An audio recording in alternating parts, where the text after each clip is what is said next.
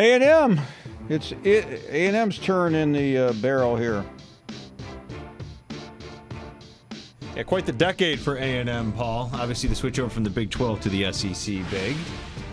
Numbers, 67 wins, 36 losses, 1 10-win season. That seems low. It was the first. Yeah.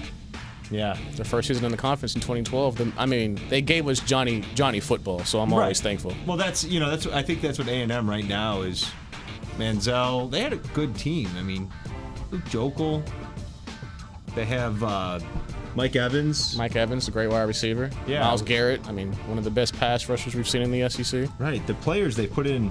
The talent with A&M has never been their issue. Their issue has always been the other side, which is coaching, which they hope Jimbo can fix now.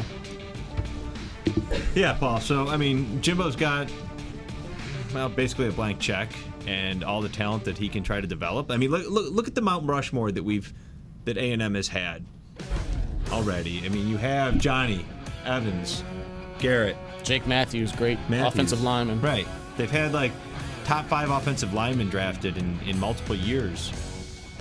So, Paul, what's the problem? Why are we talking about listen, I don't know, but they're another average season away from a lot of trouble. I don't think that will happen, and I'm willing to bet Billy Liucci predicts a good year. But if you want to quibble about A&M this year, the problem is finding where to quibble. The only game I thought perhaps they could have turned was the home game against Auburn. The other games, they virtually had no shot. They hung in that game against Georgia for, I think, longer than I think anybody expected, too. Mm-hmm. The schedule, like you said, Paul, is going to be much easier for Jimbo in 2020 than it was in 2019. What do you expect from A&M? Do you expect A&M to make that jump next season to be a top 2 or 3 team in the West? Listen, I think they're a 10-win team next year. Wow. 10 wins? Not everybody can win 10 wins. Who's out? LSU? No. Auburn? All right. We'll find out. Larry's out.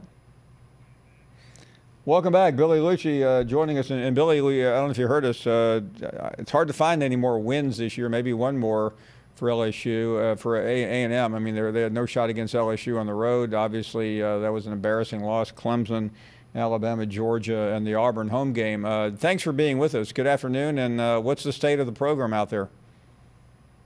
Well, I think what you said is right. Everything you just said about the 2019 season, I think if you went back and looked at that schedule before the season and maybe played it again, you like the matchup a little better with Auburn and Georgia than you did Bama and LSU, and they came close at Georgia.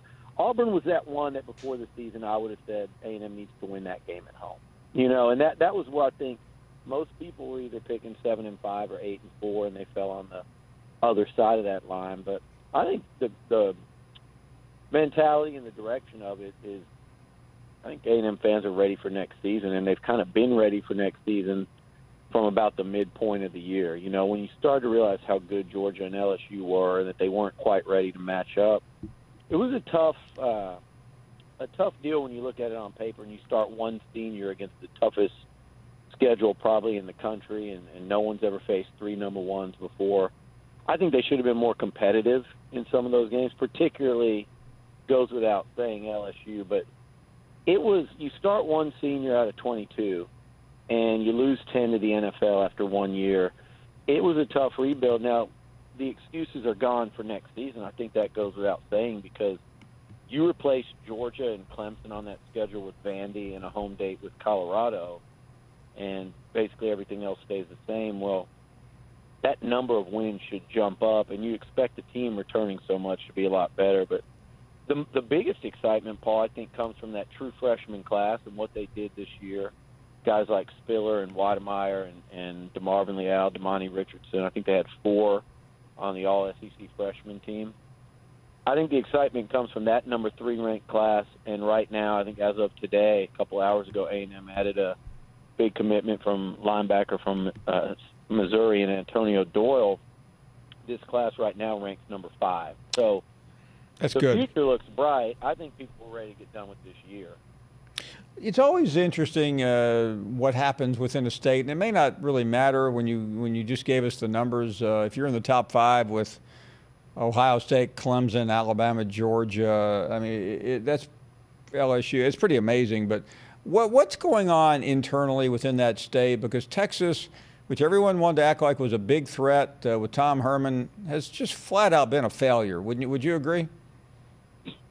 I would agree. I think, he's in year 3 now. That was year 3. And outside of that game, 2 games really to me in the first 3 years there. And I think, you go and fire both coordinators after year 3 there. That's never a good sign. And it just seems like momentum was as high as it could be, when Ellinger said, we're back and professed that to the nation. After that, that's just kind of one of those moments where you just keep going back to, and they can't seem to escape it. But it's certainly momentum. They're going to sign a good class. I think Paul, you and I could go coach in Austin, and be able to convince football players it's a fun place to go to school and play. Oh, yeah. Plus with all the history and pageantry. But their momentum has certainly hit a wall. And it's interesting because A&M's recruiting momentum has not, after a 7-5 year. And like you said, they ended it with a thud with that loss to LSU. But I think Jimbo and his staff did a good job of really kind of, and you can't do this forever. And we're going to talk, heading into next season, and the pressure ratchets up just like it did for Tom Herman in year 3. But they did a great job of making the kids aware this year that they were recruiting because, I'm writing about guys right now that they had to battle Florida and Alabama and LSU and all those schools for Georgia in a couple instances. And they had to prep them and say, hey, look, we're a year away on this thing. We're not ready yet, but come be a part of it. And I think they did a really good job of selling that. Whereas in Austin, the pitch was, you saw us against Georgia. We're about to be national title contenders. We're going to crash this playoff party this year. And they fell flat on their face. How has Jimbo Fisher handled 5 losses this year, albeit against the teams we mentioned? But that's still, it's got to be tough for him. I mean, he's used to winning big. Yeah, I think it was, to be honest with you. Not tough as in it was completely unexpected. But I do think Jimbo went into some of those games. I guarantee you, knowing him, I could tell after the Georgia game that they felt like that was one that they had an opportunity to win and got away. The weird thing about the schedule, though, was actually Oklahoma State in this bowl game will be the first game, Paul, that I would say they'll play this year against a good team. I mean, they played 5 against great teams, and they weren't ready to beat a great team. And they played 7 against teams that weren't good. I mean, Mississippi State, out of that other 7, was the best team they played. And the Bulldogs are going to go, they went 6-6 this year, barely reaching a bowl. So it was one of the weirder schedules I've covered for A&M because there was just none of that in between. And they were absolutely an in-between team. They weren't great. They weren't bad. And they weren't ready to go knock off a top 5. Billy, how do you explain the absolute capsizing at the end against LSU? Was that just a confluence of events or something else? I think it was 2 things. I think it was a confluence of events. And I had that feeling. It felt like Johnny Manziel's Heisman coronation game against Missouri at Kyle Field. Oh, yeah. It was up 45-7 at the half. But Missouri was a bad team that year. They were 4-8. A&M was 7-4 going into this one, and actually playing really good football. They beat Mississippi State by 20. They beat South Carolina by 4 touchdowns. So they were playing much better. Took Georgia to the final possession. I think it was a confluence, but I also think if you just chalk it up as that, hey, on the road, they're about to cap their perfect season. Joe Burrow comes out with his name spelled D-A-U. It was one of those nights, but if you just look at it like that, then you're missing an opportunity to, really critique what's going on and try to get better if you're Jimbo. Because to me, what also came about was the same thing you saw against Alabama and to some degree against Auburn and Clemson. A&M still lacks. They've got the SEC size, and I think they're even getting there in terms of the physicality. You hear Will Muschamp say it. You heard Mississippi State say it after the game. When you're too physical for those teams, you're getting to where you need to really be to compete in the SEC West. But where they lack it, Paul, and I think LSU was the worst team to expose that, was in on the offensive line, they were pretty bad all season. And then just, I would say, team speed is not yet where it needs to be to compete for a championship in the Southeastern Conference, and you're hoping that it's coming in the form of these two classes. Mm-hmm. But when you play the LSUs and the Alabamas of the world, and Jerry Jeudy and Jamar Chase and those guys, it shows up so much more, even than it did against Georgia, and I would even say Clemson. Bama and LSU were just nightmare matchups, but guess what? That's who you got to go through to win in this conference. And A&M's been in it 8 years, and Jimbo knows it. It wasn't going to happen by year 2, but I think most people point to year 3 and beyond. So now comes the time where I think you really start fairly grading this thing. Do you have a pretty upbeat feeling about next year, knowing the schedule is easier, knowing what the recruiting looks like? Yeah, I really do. I think and here's the other thing, Paul, knowing what those teams that are finishing ranked ahead of you lose. You know, forget Georgia and Clemson. They're no longer on the schedule, but take a look at LSU, Bama, and Auburn. And I'm not saying LSU and Bama and A&M meet in the middle because they lose Burrow and Tua probably, but I am saying they lose a lot more off of their football teams than Texas A&M loses.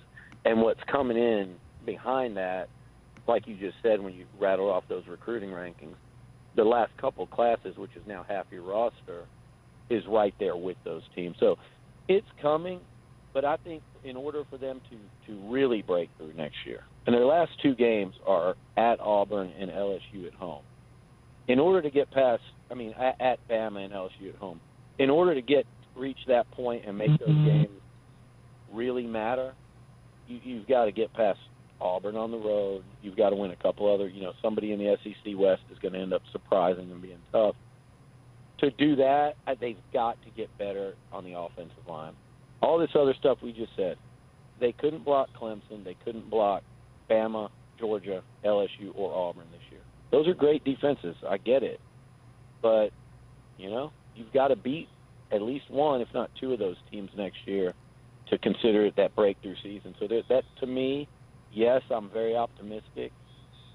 What I don't have the answer for you right now is what are they going to be able to do up front? How much are they going to be able to protect Kellen Mond? Because all the skill talent and all the experience in the world at quarterback doesn't do you a lot of good if you don't have time to sit there and find open receivers and throw the football. Always great to catch up with Billy Liucci, the executive editor of TexAgs.com. Billy, have a great holiday. We will see you very soon. I love the Mount Rushmore, by the way. Thank you. I was going to throw Vaughn in there, but they said only SEC. So yeah, people always get confused by him. He's certainly one of the all-timers, but didn't get in under the wire, Vaughn. Hey, thanks, Billy. Talk to you soon. All right, guys. See you, Paul. One of our favorites, Billy Liucci, joining us from out in Texas. We have 30 minutes to go, and we look forward to speaking to you.